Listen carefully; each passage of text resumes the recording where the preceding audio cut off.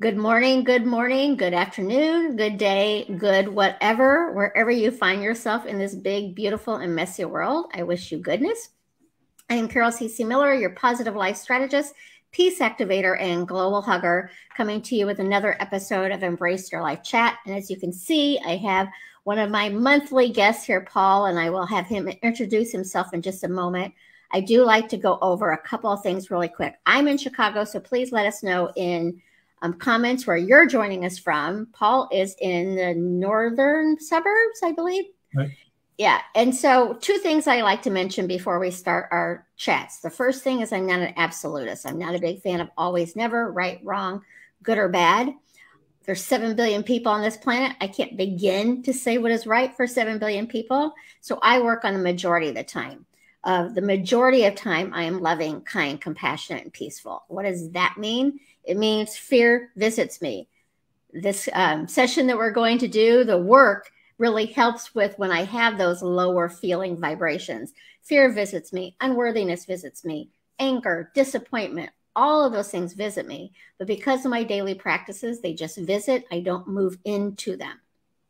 So that's the first thing that I like to say. I work on the 80 to 100% to be in love, kindness, compassion, and peace 80% of the time to 100% of the time. Doesn't mean I'm there all the time, but I do. That is my daily practice, is to work on that. Secondly, I am not a counselor, nor am I a therapist. Sometimes to live your best life, to embrace your life fully, requires that type of support to do so.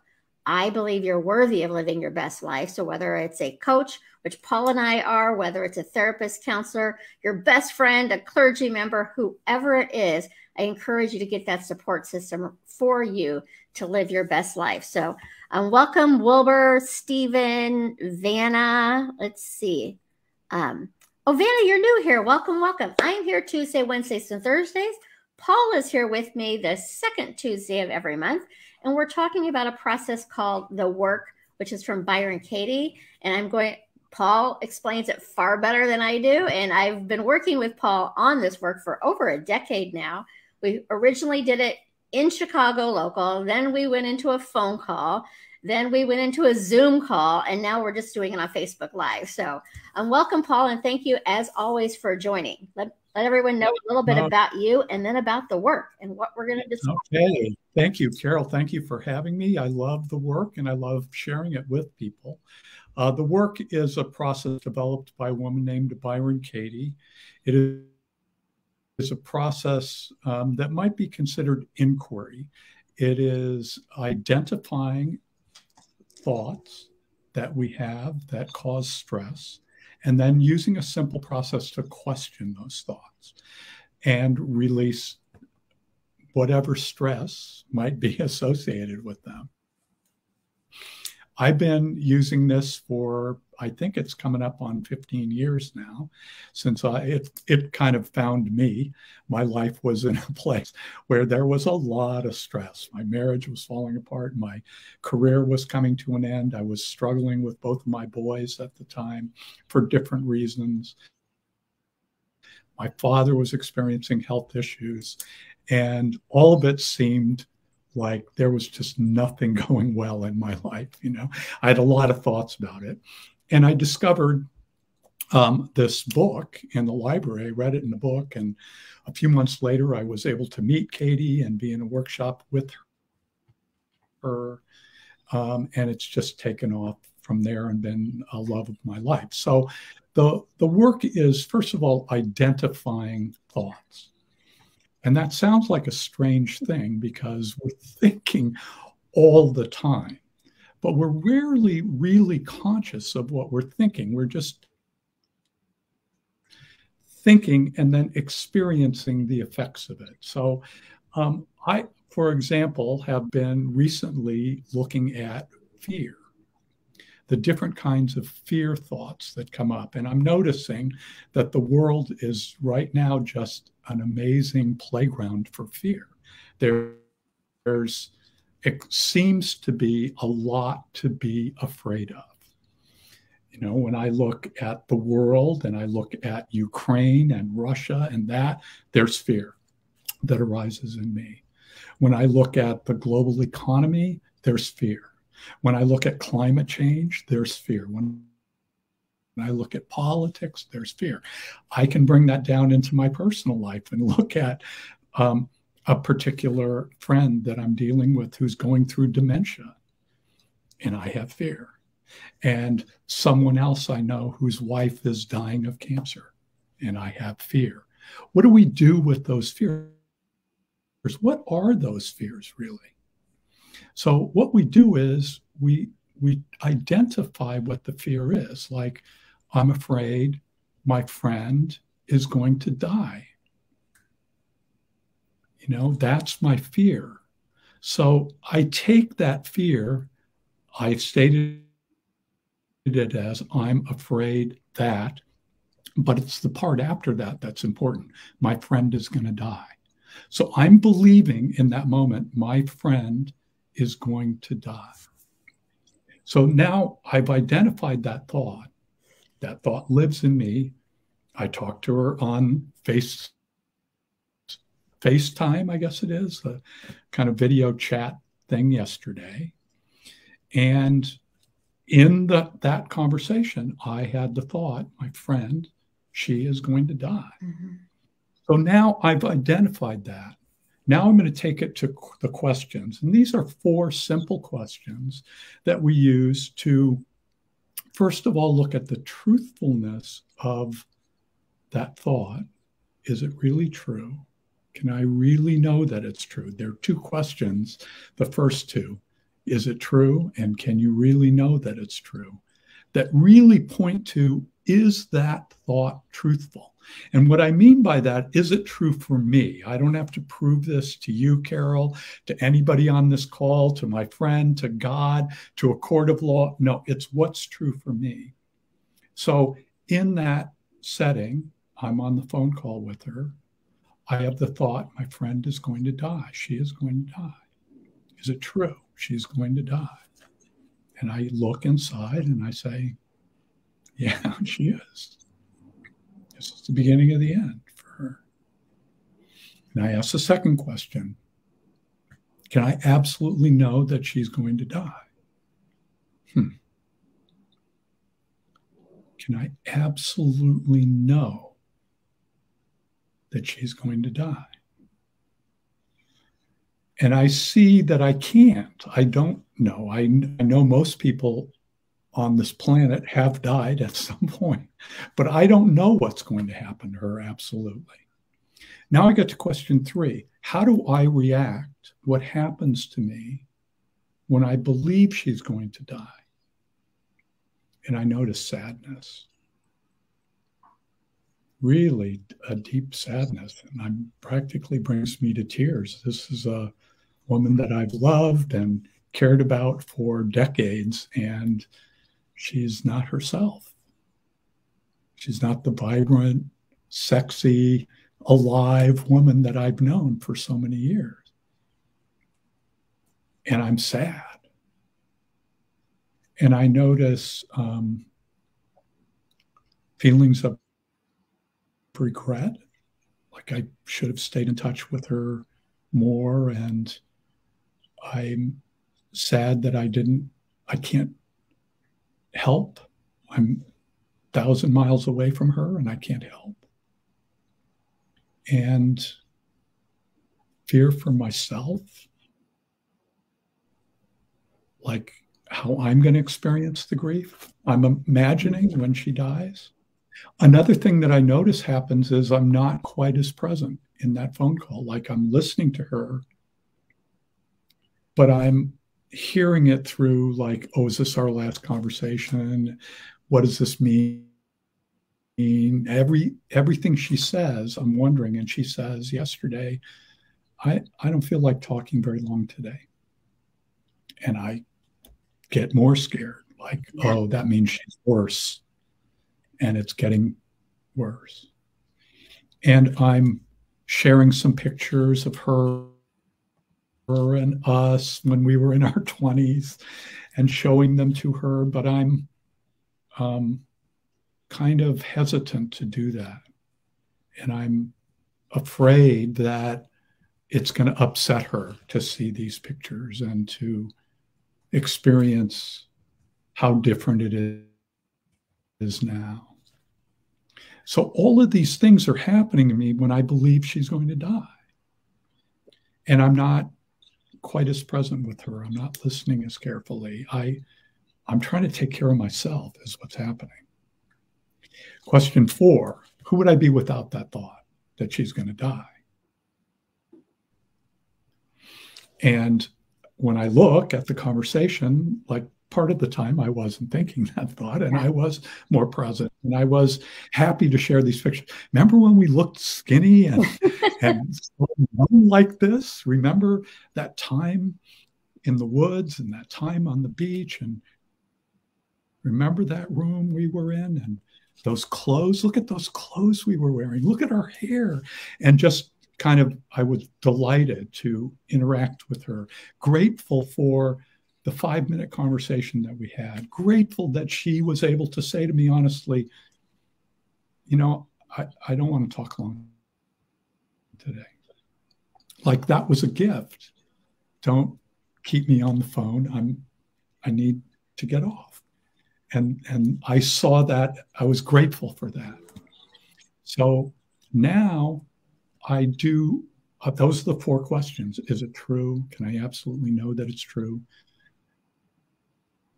How do I react when I believe it? Who would I be without it? And I do something that's called the turnarounds. And turnarounds are ways of experiencing the opposite of the original thought. So she is going to die becomes I am going to die. And yeah, I am. And notice that. Yeah. Notice how it's fueling the fear as much as she's going to die. Some of the sadness and regret I'm feeling is my life being limited and recognizing that in her and in me. Another turnaround would be she isn't going to die. Oh, not right now, not during this phone call, not this week, probably. And who knows? And if she's going to live another 10 years, I've got 10 years to talk to her and go visit her and share memories. And who knows? And how long am I going to have anyway? So those are ways we look at the opposite. So that's just an example of how the work works. But we could apply this to anything we look out in the world and see, like, I'm afraid because Russia is invading Ukraine. You know, they're attacking Ukraine. They're going to destroy Ukraine. Whatever that thought is, I could take that to the questions too. Is that true that they're attacking? Sure seems to be. Can I absolutely know? It sure seems like it, right? I see pictures on my TV. I see it in the news. I hear from people that are saying there's armies there. People are dying. People are fleeing. They're refugees. It sure seems true to me. How do I react? What happens to me when I believe they're attacking Ukraine and I see the fear that arises in me and the rage and the unfairness?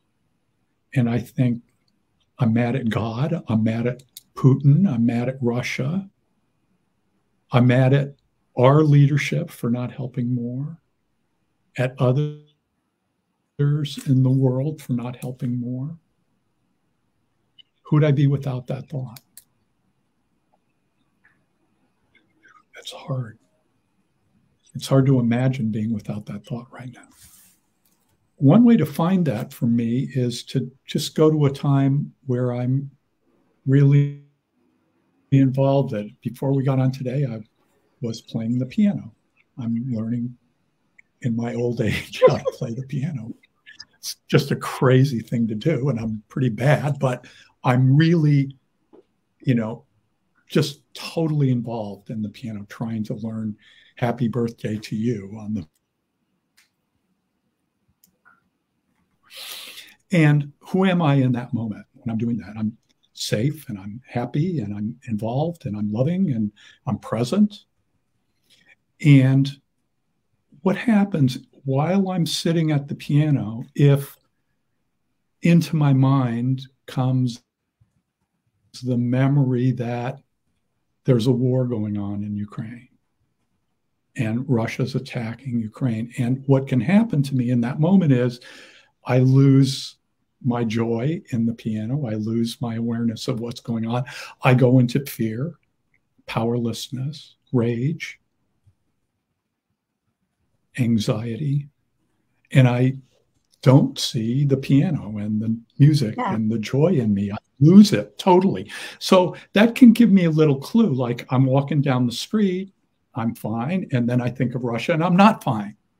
And that shows me the impact of the thought, but it also shows me who would I be with?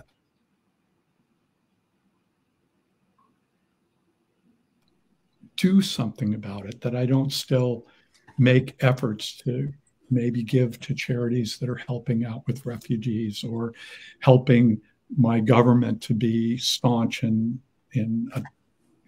presenting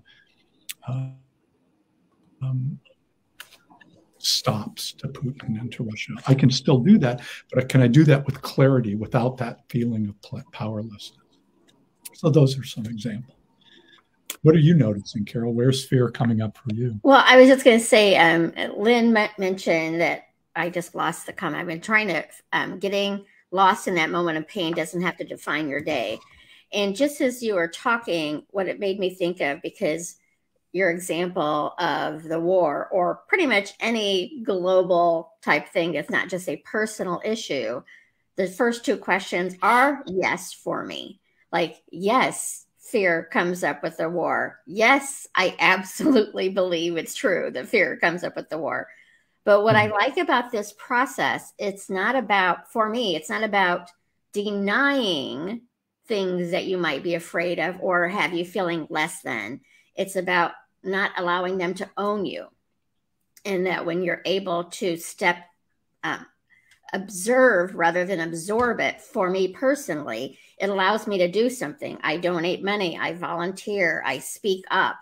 Where when fear is running the show, I'm not necessarily in fetal position, but I'm certainly not doing positive action to make the changes that I want. I'm focused on everything that I don't want in my life rather than focusing on what I do want. So this process of the work really does help me return to the focus of what I want rather than spending time with fear, which I do spend time with fear. So. Yeah, it's so interesting. I'm just finishing a course that is for actually people that have been in the work for a while. They've graduated from the school and they're kind of refining their practice. And a co-trainer and I, gentleman from Israel, that's just a wonderful co-trainer. We've been teaching this course, second time we've taught it, and it's entitled Fearless Being. And we both, I think, approach this like, oh, there's a way to be living your life without fear, like being fearless. That's what that initially meant to me, was not having fear. But what has come up in the first time we taught the course and this recent time as well is that's not it at all. It's actually being with fear. Like as soon as you think of being fearless, what pops up? Fear. And what I've noticed, and many other people in the course have noticed, is that our reaction to fear often is, I got to get rid of it. I've got to eliminate it. I've got to resist feeling it, as opposed to fear as a friend, fear as something that's arising. It's an emotion, it's a reaction, it's something that's arising, and it's not bad. There's nothing wrong with it. It's just something that's arising. Can we be with that? Can I notice my fear? And that's what I think the work allows us to do.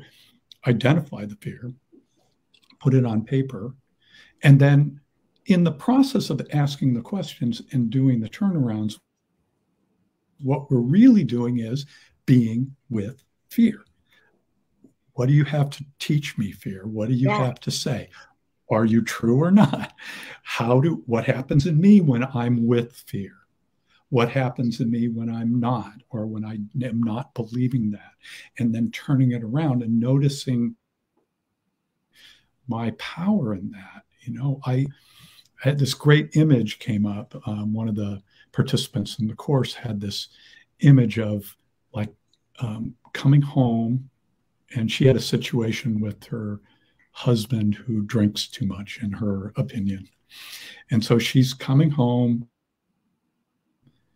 and she's got the key in her hand, and she's about to put it in the door to open the door into her home with her husband inside.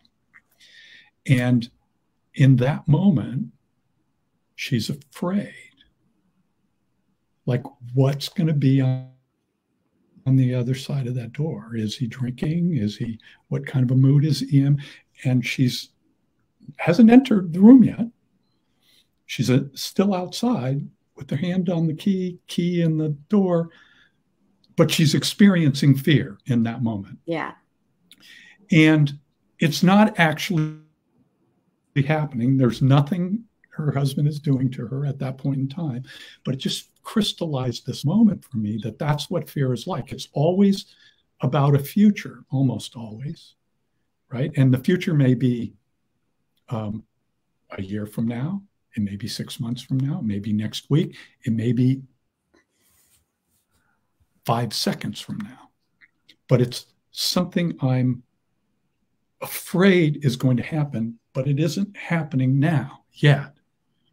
And when I anticipate that, it's like energetically I go into the future. She goes into the house where she imagines her husband is there drunk and not in a good mood and going to be yelling at her. She's imagining that. She already is experiencing that in the hallway. He might not even be home, but she's experiencing it in the hallway.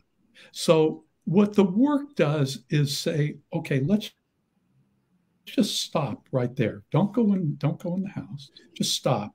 What am I believing? He's going to be drunk. What am I believing? She's going to die.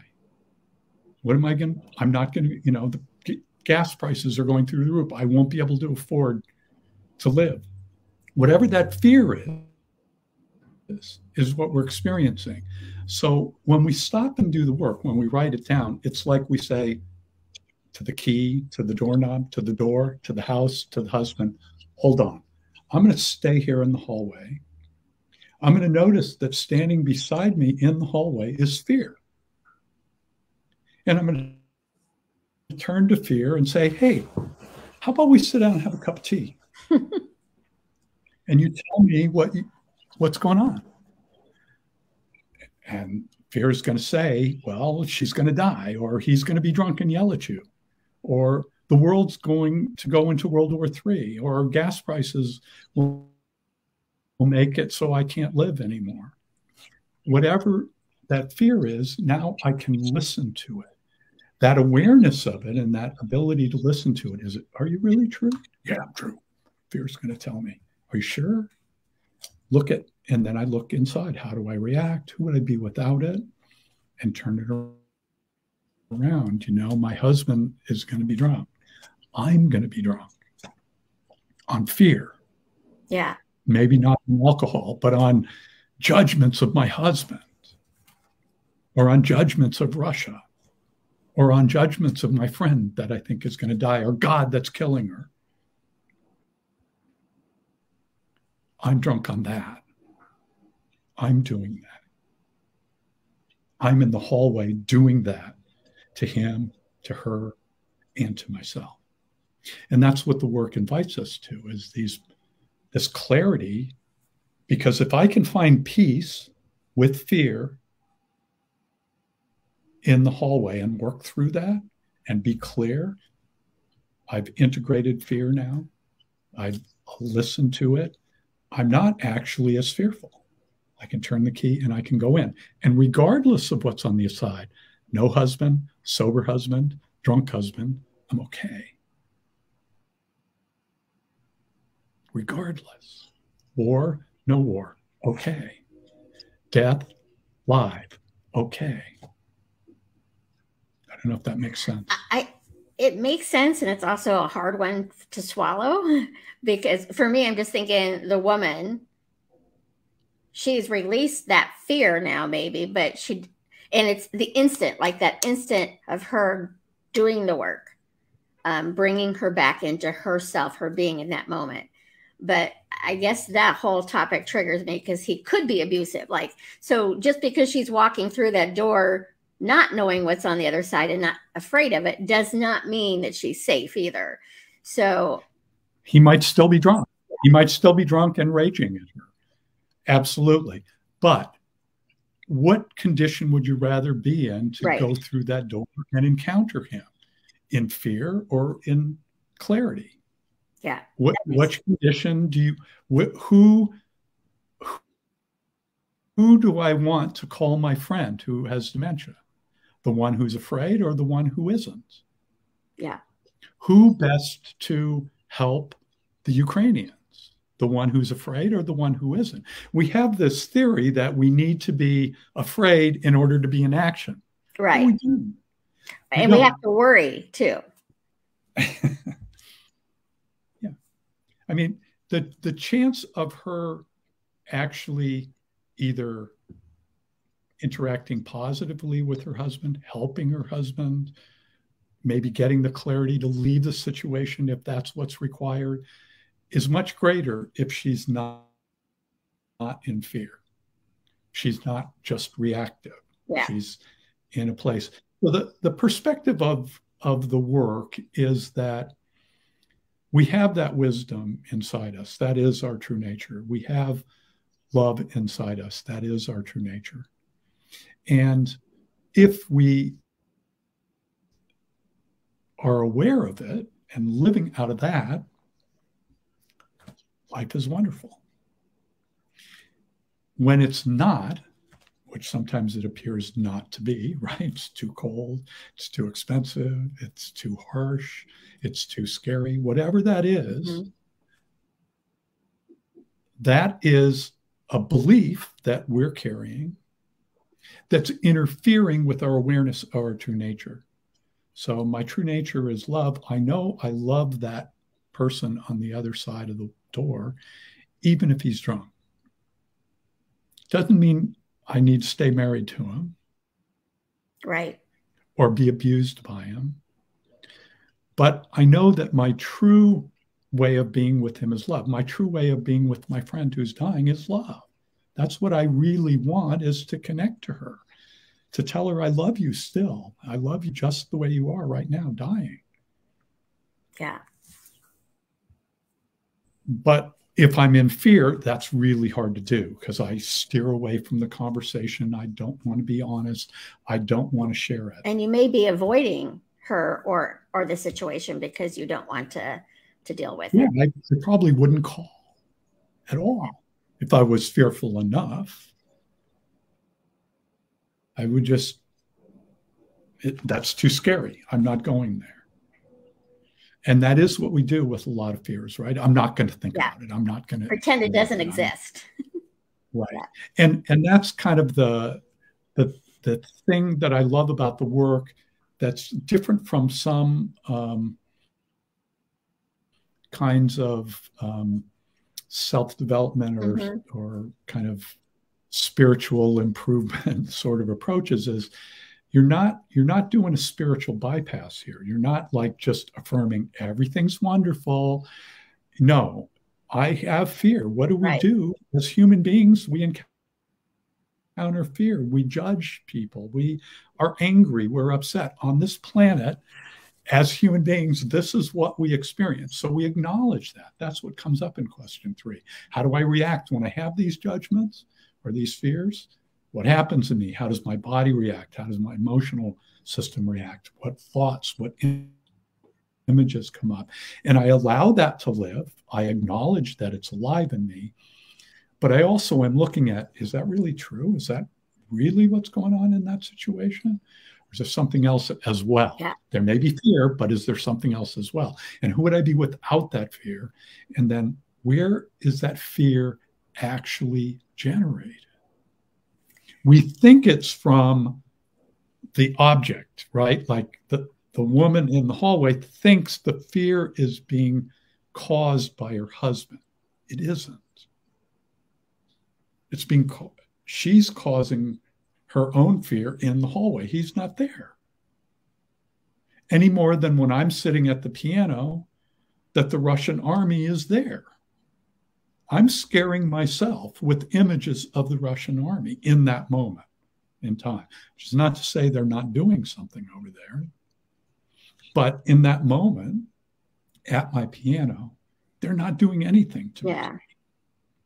So I got to find my own clarity in that and recognize, oh, that's my fear. That's my image from last night's news that I'm reacting to in my head that's taking me out of the piano and into that world. Yeah, and I think often on these calls that I talk about, just not quite the same way that you do, but it really is about being in awareness. So when I'm aware, and I tell this to everyone, like if you're aware that you're angry, then you get a choice to either this doesn't feel good and move out of it, or, and I've told you this before when we're doing the work for me, I want to be mad right now. Like whatever XYZ happened, I'm not ready to let it go. And that's okay too. But when you're in the awareness of your fear, then you're in the driver's seat of choice.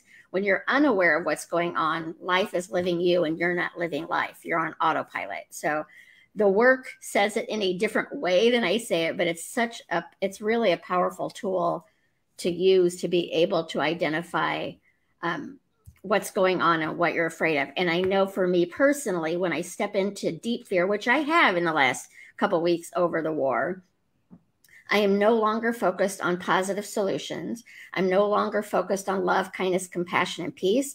I'm focused on how dare they blame. I'm not a shamer. We've talked about that before. It's too powerful a word for me. But I do get into blame and I do get into complain. And when I'm in that energy, I am no longer focusing on the world I want to live in. I'm focusing on the world I don't want to live in.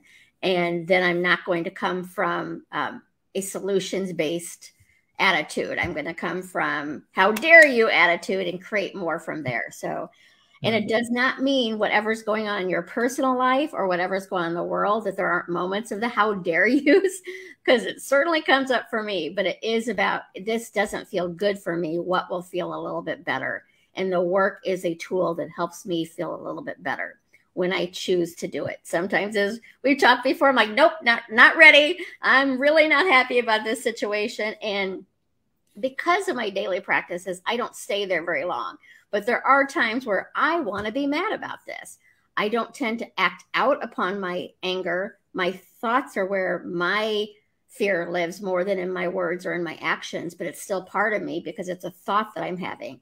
And this work helps me release that thought so I can step back into being part of the solution of creating the world I want to live in. So, Paul, I always thank you for, I'm not an absolutist. The vast majority of the time, I thank you for being here. And I appreciate the work and your explanation of it, because I remember when I first learned about it, the person I learned it from, it did not make sense to me. So, and then I started working with you. I encourage all of you, and Paul will probably share this too, to go to the work.com website or YouTube Byron Katie, BYRONKATIE. And there's tons of videos of her doing the work with people on some very difficult conversations that you can't imagine that those stressful thoughts aren't true and remain true. But because of the inquiry, it just deflates the energy of that fear has over you or whatever stressful thought has over you. And so I appreciate the work a lot. So thank you. Yeah. I would encourage people to go to thework.com. That's Katie's website. It gives an explanation of all the steps. There are worksheets. Everything on the website is free. There also are available facilitators. If you have a question or you want to work through a thought personally, you can, call someone up. That's also free. All of those resources are available, and the videos are fantastic. So if you're struggling with a particular issue, say you have an issue with your kids, you can go find YouTube video of someone working on beliefs about their kids, and you can see how Katie works with them, and that can be very helpful as you see, oh yeah, I react that way too, or I don't. I do a different thing. We all react a little bit differently in number 3. We believe, even though the thought may be the same, a lot of these thoughts, like, he doesn't care about me, she doesn't love me, those kinds of thoughts are pretty universal. Like most human beings in their life have had those thoughts, and they feel very, very personal when we're having them, right? They're about that person and how they are treating me. They're not listening to me. They don't care about me. They don't respect me, whatever it is. But in actuality, these thoughts are not personal. They're universal thoughts that human beings have, and we experience them differently. That part is personal, right? The way we react when we think somebody doesn't care about us is unique to us and based on our history and our experiences and that person, etc. So explorethework.com. You can also find me on either my website, isyourbusiness.org, or you can get to it from Katie's work website if you look up facilitators. And so there's a lot of resources available. Other facilitators. And as you mentioned, if it's not me, there are hundreds of other people that do what I do and may have a flavor that works for you better than I do. So. Well, and I think for me, like the first time I had met you, and then I don't know if I met you or if I had seen Katie's work, because I was at a conference where she was one of the speakers. And because this work can come off very harsh. Yeah. And when you watch her do it, because like the first time I experienced it was like, oh no, this is too harsh. And that was the first facilitator I had that I was bringing into positive focus. And then I saw her, and I just can't even explain how this woman can have so much compassion, right, and have these harsh conversations of he doesn't care about you. And so it really is, there's deep compassion within the work. And when you're new to it, especially if you're going through a hard time, it may not feel that way until you've experienced it yourself. So I would just encourage you to give it a try. Yeah, she's very clear. And, I aspire to be that clear. I'm not quite as clear as she is, but there is the part of us that believes the thought, that is fearful, is resistant to the questions. Yeah. And sometimes that's the source of what we perceive to be the harshness. It's a statement or a question that's confronting that belief that we're having that we don't want confronted. And that can feel harsh. It's actually very compassionate on a different level. It's, we sort of act often as human beings like, if you say you're suffering, that compassion means I should suffer with you. And while I want to hear your story of suffering, I don't need to suffer myself in order to do that. I want to be there with you and listen to your story about what's going on and hear it and hold space for it. But I don't need to suffer along with you to be compassionate, to be empathetic. I can hold my space of clarity, knowing your truth, knowing my own truth, and still hear your story and occasionally ask a question, which may be shocking to the part of you that's suffering. And that can feel a little harsh at times. So, yeah, listen to her, watch her. And if you follow, you'll see that it ultimately is compassionate, even though it's sometimes confrontational. Well, and we started on some pretty hard topics today, starting a friend is dying and then the war. So I would say not to say that you can't start there with the work, because you obviously whatever's stressing you out is what you want to work on. But often beginner steps would not be necessarily doing it at that level. So it really can. I mean, it's a powerful, powerful tool, and I am certainly grateful for it. But we went heavy today, Paul. We went. Yeah, sorry about that. That is okay. It needs to be discussed as well. And I think at that level, it's just bringing up more resistance to it. But, you know, what I have learned for myself is my fear wants to be heard and it wants to be acknowledged. I have for many, many years tried to pretend it wasn't there and say the world is rosy and rainbows and puppy dogs. When I first started Positive Focus, I was that person. Life is good. You should be good.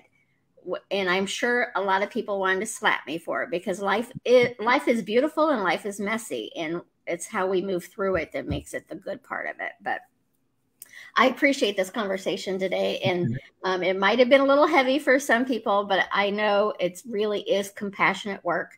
And it may not be the tool for you. It is certainly a tool that I use and love, but that's why I work on the majority of the time. I can't say the work is going to work for everybody, but I do believe it's a powerful tool for the majority of us to give a try. So thank you, Paul. Do you have any classes or anything coming up? Any what? Do you have any classes or anything? Do you do online classes? I have, on occasion, I do through Infinity Foundation, but I got nothing scheduled right now. Okay. Well, again, his website is Business is Your Business. When I first posted it, the website link was there. So I will try to go back later and share. As I mentioned daily, I don't always see the comments while we're live, but I will come back later in the day and look and see. If you have any other topic you would like me, Paul, if you want to go ahead, I'm just going to close up shop. So if you want to head out, thank you so much, Paul. Bye-bye. See ya.